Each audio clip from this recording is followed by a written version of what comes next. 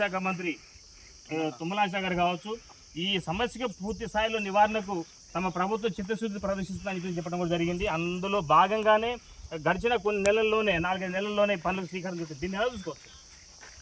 గత 30 సంవత్సరాలుగా మేము మున్నేరు నదీ పరివాహక ప్రాంతంలో నివాసం ఉంటున్నాము. గత 30 సంవత్సరాలుగా వర్షాకాలం వస్తుందంటే ప్రాణాలు అరచేతిలో పెట్టుకుని భయపడాల్సి బతకాల్సిన పరిస్థితులు మేము 30 సంవత్సరాలు ఎదురు చూస్తూ ఉన్నాం.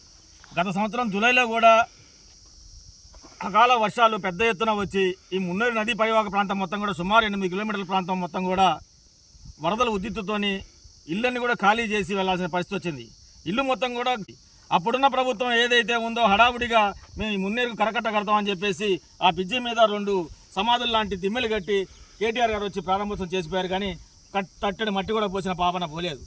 వారు గెలిచిన మొదటి రోజే ఈ కరకట్ట నిర్మాణం గురించి ఆలోచన చేశారు.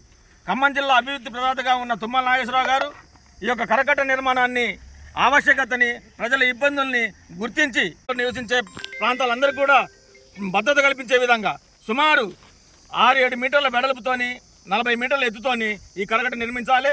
అదేవిధంగా ఈ యొక్క మున్నేరు నది మొత్తం కూడా ఇక్కడ 8 కిలోమీటర్లు కూడా శుభ్రంగా ఉండేటట్టు మురుగునీళ్ళు కలవకుండా తగు జాగ్రత్తలు తీసుకోవాలి. ఈ మురుగునీళ్ళ ప్రాంతం సుందర పర్యాటక కేంద్రంగా ఉండాలి.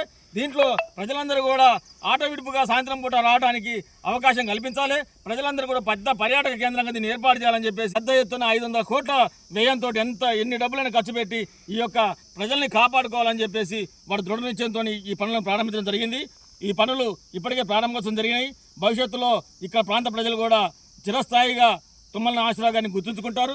వారు ఇప్పుడు కూడా ఉన్న బాధలు కష్టాలన్నీ తీరిపోయి వాళ్ళ ప్రశాంత జీవనం బతకడానికి అవకాశం కల్పించినది. ఈ సందర్భంగా తుమ్మల నాగేశ్వరరావు గారికి ధన్యవాదాలు తెలియజేస్తున్నారు.